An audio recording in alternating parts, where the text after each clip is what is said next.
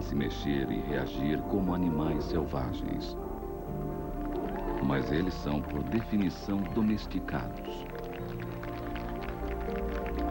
Em talvez apenas 1.400 anos, os humanos modificaram e manipularam uma única espécie, criando mais de 400 raças.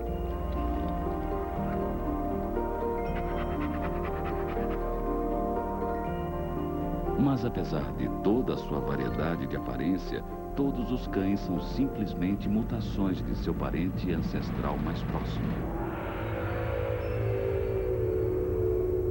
O lobo.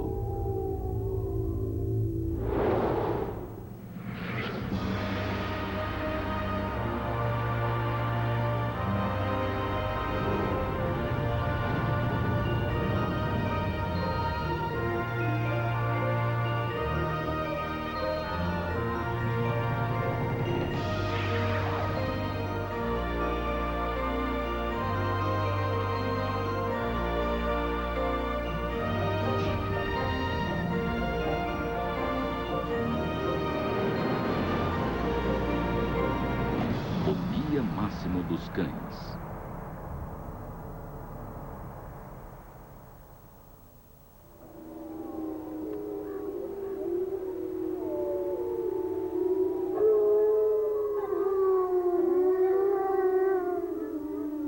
Os lobos são caçadores de bando, oportunistas, sempre alertas à possibilidade de uma refeição fácil.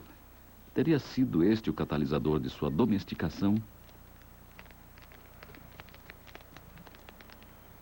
Durante milhares de anos, os lobos competiram pelas presas com outro grupo de caçadores, comunicadores complexos, não diferente deles.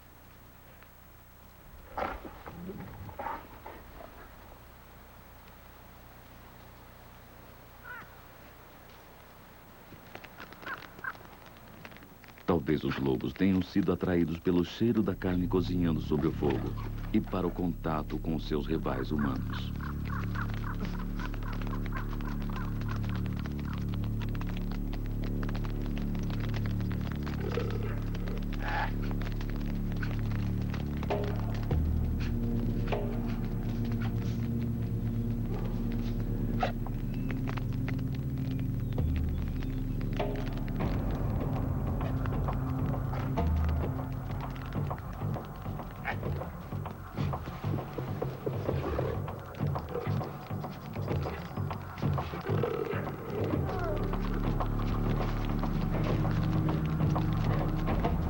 Eventualmente, alguns lobos podem ter ficado simplesmente para mendigar por umas sobras, e os humanos permitiram que esses animais menos agressivos e mais curiosos ficassem por perto e procriassem.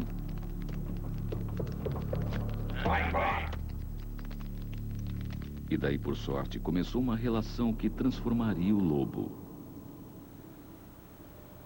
Este é o ponto de partida para obter o DNA para a pesquisa genética. O geneticista evolucionário Dr. Rodney Honeycutt está tentando imaginar precisamente como o acidente da domesticação ocorreu.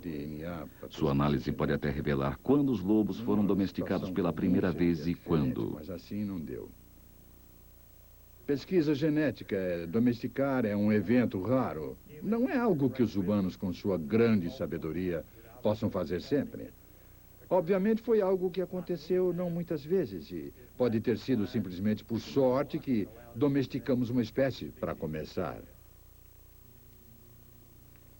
Mas com que rapidez os lobos podem ter sido domesticados?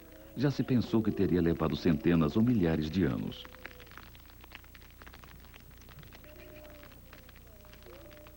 Na Sibéria, um experimento que deu errado mudou este ponto de vista.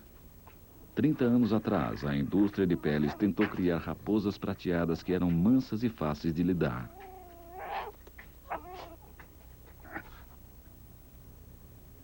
A mansidão em animais selvagens é geralmente um traço juvenil. Então foram encontradas raposas que conservavam sua mansidão na vida adulta. Levou menos de 25 anos para alcançar a mansidão em adultos que poderiam ser reproduzidos com confiabilidade de uma geração para outra. Mas ao domesticarem a raposa prateada, a indústria de peles conseguiu mais do que imaginava. As raposas domesticadas herdaram não apenas a mansidão dos jovens, como também frequentemente suas características físicas. Por exemplo, marcas brancas começaram a aparecer na cabeça e peito das raposas. Algumas desenvolveram orelhas de abano macias e o comprimento do rabo tornou-se imprevisível. Alguns curtos, outros longos, outros ondulados como o do husky. Посмотрите, это очень интересное животное. В результате доместикации... No ponto extremo, as raposas se tornaram notavelmente diferentes das raposas originais. Это животное имеет наполовину один глаз голубой, белые бока и очень интересный хвост. Форма хвоста интересная. Isso as tornou inúteis para a indústria de peles, mas ilustrava com que rapidez o lobo poderia ter sido domesticado e modificado fisicamente. Você está pensando? Quase.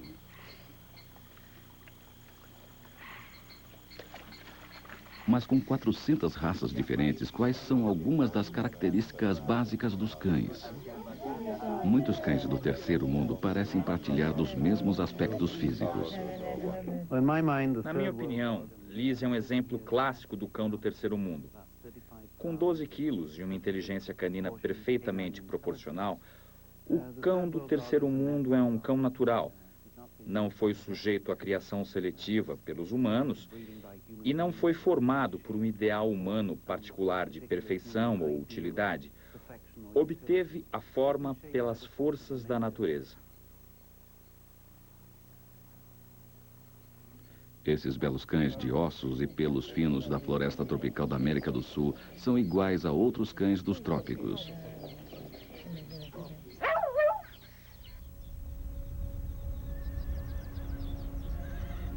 Nas remotas estepes da Mongólia, outro cão natural convive com o povo nômade. Estes cães do Nordeste são maiores, têm ossos maiores e pelos mais espessos para um clima mais frio.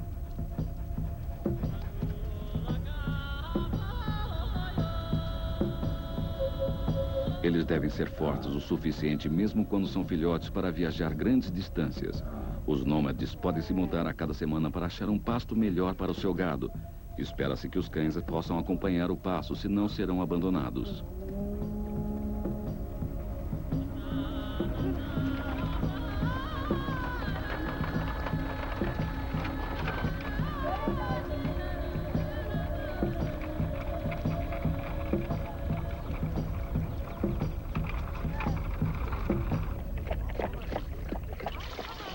Esse povo valoriza muito os seus cães, alimentando-os com o mesmo rico leite de cabra que eles bebem. Alguns cães da Mongólia foram criados seletivamente. Uma destas raças tem 2 marcas sobre os olhos, o que deu origem a seu nome. O cão de 4 olhos da Mongólia é um belo exemplo de como podemos criativamente reorganizar os genes caninos para obter um efeito incrível. O olhar direto para um lobo de 2 olhos é ameaçador, mas transformá-lo em 4 olhos é ainda mais intimidante. Os mongóis valorizam tanto seus cães de 4 olhos que até oferecem cuidados veterinários. Um hábito caro para a gente em países menos desenvolvidos. O pessoal está com alguma coisa esquisita, viu? Não sei o que é. A gente faz tudo para ele, não dá, ele fica doente aí. Dá remédio, dá as coisas para ele comer, não quer comer, não quer saber de nada. Fica quieto, ó, poxa. Os cães domésticos não parecem ter uma estrutura social intrincada como a dos lobos. E mesmo assim, cães e lobos são provavelmente uma única espécie.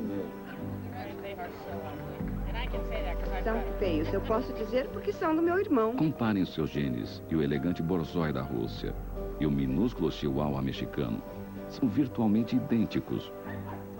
O Chow da China não tem a menor diferença do sedoso terrier da Austrália, que também não tem diferença do lobo.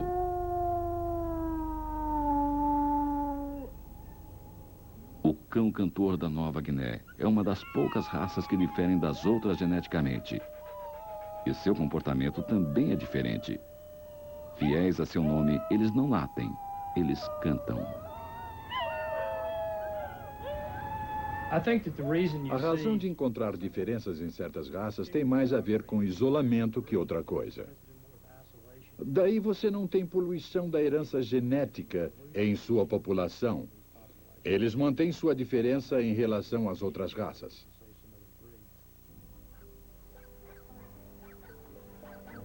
Mas mesmo com estas diferenças, Rodney Honeycutt agora acredita que considerar o cão doméstico de uma espécie separada a cães familiares deveria ser questionado.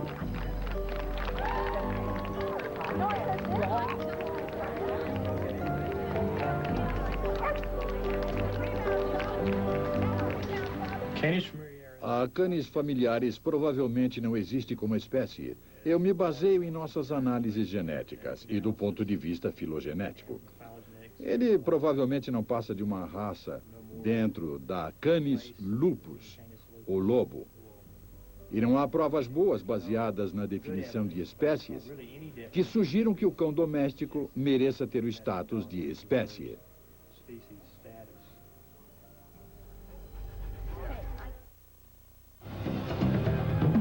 Estamos apresentando Guia Completo.